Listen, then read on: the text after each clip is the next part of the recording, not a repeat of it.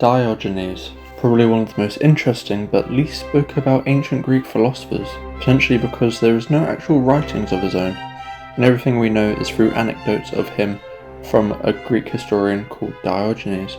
Quite frankly, he was a humorous and solitary man who founded Cynicism. In simple terms, it is the ethical belief to reject all conventional desires for health, wealth, power and fame, and living a life free from all possessions and property. And believe me when I say he really lived by this belief. He was a tiny speck of flesh and blood in either 412 or 404 BC in Paphlagonia, and due to not much being known about his younger days, there is a couple speculations. But it is known that his male parent was a banker, and to which he most likely took on the same profession to aid his father. The reasoning to believe he helped aid his procreator was a bit of a cheeky scandal, which led to him being exiled from his home area. What led to the scandal is that he went to see the Antisthenes, who was also known as the high priestess of the temple of Apollo at Delphi. He was told by her to deface the currency. Easy peasy, he could just get an angle grinder and just go over them. Or for this time period, he just used a large chisel stamp and knocked a couple. And by a couple, I mean a lot. This meant that the coins were now worthless and no longer in circulation. He lost his citizenship and all possessions to become a homeless man elsewhere.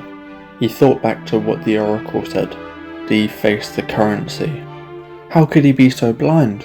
She didn't mean deface the currency, she meant deface the political currency. So with that he hopped, skipped and jumped to Athens and made it a goal to challenge society and the customs of day-to-day life. With his travels he bought his slave manners. Okay, now I know what you are thinking. What a horrible man, keeping a person as property. But give him some slack, he just lost his home. Shortly after arriving, Manners escaped, making himself a free man, and at Diogenes' misfortune, he just simply shrugged it off, and stated that if a master cannot do anything without a slave, then he is truly helpless, and continued with his search of one man, Antisthenes, a student of Socrates. Although it is uncertain if they actually met or not, the premise of the story goes that Antisthenes ignored Diogenes and resorted to beating him away with his staff, to which Diogenes said something cringe-like. I have the power of God and anime on my side! Wait! Okay, maybe not that, but he did say, "Strike, for you will find no wood hard enough to keep me away from you, as long as I think you've got something to say." And with that, like a stray dog, he was brought in and Diogenes became Antisthenes' pupil. Diogenes took to living in a clay wine jar and adapted to the burning rays living in it. It was a scorching day, and he was drinking water from his wooden bowl. He peered above the bowl and saw a kid on the other side of the fountain drinking with his bare hands. A revelation came to mind, and it really upset Diogenes. He broke the bowl. He realized he's been in possession of unnecessary baggage, and when a kid can use his hands, he can use his hands too. Athenian customs saw against eating in the marketplace, but not for Diogenes. When challenged on his eating in such an area, he exclaimed he was hungry in the marketplace, so he would eat where he was hungry. Ding dong, eat it well and mix it up. He would also carry a lamp in full daylight, making it redundant, but in question of the activity being partaken, he stated he was trying to find an honest man. But in his search, he only found rascals and scoundrels. Diogenes, in his day-to-day life, tried to demonstrate to everyone that wisdom and happiness belongs only to those who divide themselves from society, and that civilization is a negative progression. Diogenes was nicknamed the Dog by the locals, and unfortunately they weren't meaning the cute kind. They were talking about the rabid and disobedient kind. He really seemed like a nasty piece of work to the locals, as he disregarded all societal norms. Diogenes urinated on people who insulted him and who threw bones at him like they would to a dog. Diogenes also defecated in places he hated, like the theatre. He would flip people off under no prior confrontation, and he'd rub one out for the boys, and when people told him to stop, he would simply say that if only it were as easy to banish hunger by rubbing my belly. Plato. Diogenes hated Plato. Couldn't stand his guts. Ooh, how he just wanted to grab him and squeeze him out of his misery. Both parties opposing philosophy meant it was basically the equivalent of YouTube drama. By Plato, Diogenes was described as a Socrates gone mad, and further explained, Socrates never said to give up everything. He just said to not care about money, status or power, more than you care about your soul, and that he viewed Diogenes as a radical version of Socrates. One day, Plato saw Diogenes cleaning discarded lettuce from the market and chose to put him in a state of life, eating in the marketplace with the dogs for scrap. But Diogenes loved this lifestyle, as opposed to one Plato took. Plato did in fact travel to teach philosophy to a tyrant who wasn't very fond of Plato's teachings, and actually ended up selling him into slavery. Plato believed the best thing a philosopher could do is find themselves in a powerful position in the ruling class. Diogenes believed to be free and accept poverty rather than find yourself under the power of a ruler to truly be happy. Plato did also state that a man was nothing more than an animal, featherless with 2 legs. Unfortunately to Plato, he shouldn't be so vague around Diogenes. The next day, during one of Plato's lectures, Diogenes ran in with a plucked chicken and said, "Here is Plato's man." Much mockery and heavy degrading was common for Diogenes, no matter someone's power or social status. After much time in Athens living in his barrel, teaching and preaching the Cynic life, he grew a bit of a following. He began to have pupils of his own, and eventually he felt he had preached enough in Athens, and he bared 17 miles southwest to the island of Aegina. But on his voyage, he was captured by pirates and sold as a slave.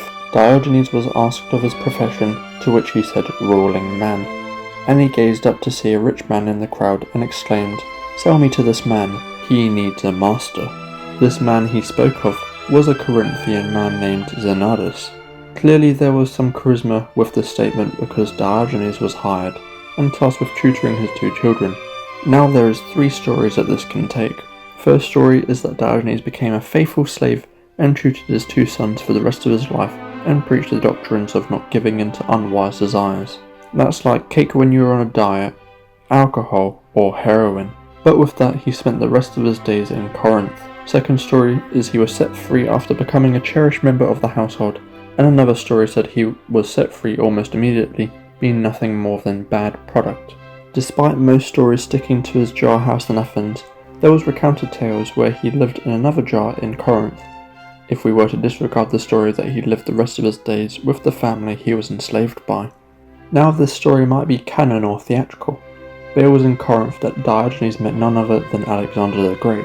He was relaxing with the sun beaming down warming his skin when a shadow was casted over him, and it clearly wasn't to his liking. It was Alexander the Great, and it seemed he was fairly eager to meet the famous philosopher. He asked if anything he could wish for, what would he want? Alexander the Great probably thought Diogenes would ask him to strip him of his poverty and give him gold and a mansion and power by his side. But without opening his eyes, Diogenes just took a breather and said, "Yes, stand out of my light." The story isn't truly known to have taken place or not, but it shows that Diogenes never stepped away from his cynical values and embraced poverty. Corinth is known to be his final resting place, but with how his demise came to be is still up for speculation. One speculates he simply held his breath, but others account his death was to a raw octopus or an infected dog bite.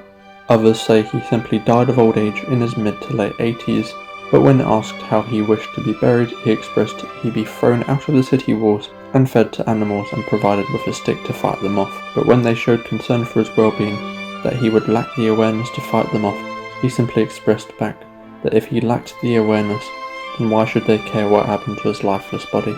It is also believed that the day of his death was the same as Alexander the Great's death, but it is uncertain to say that is true.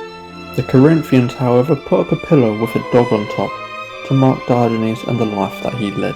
He has inspired so many things, and he has even been referenced in things such as Sherlock Holmes, where a fictional gentleman's club adopted the philosopher's name, Diogenes Club, where the club members were educated, but not really talkative and disliked socializing much like Diogenes. There's even a behavioral problem about him, Diogenes syndrome, but the only problem that it has everything that Diogenes was not.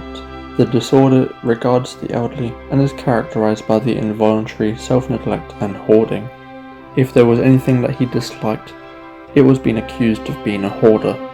May the dog live in all of us and rest peacefully, free and happy 6 feet under. So maybe think about it next time you go around before asking, "What's the dog doing?"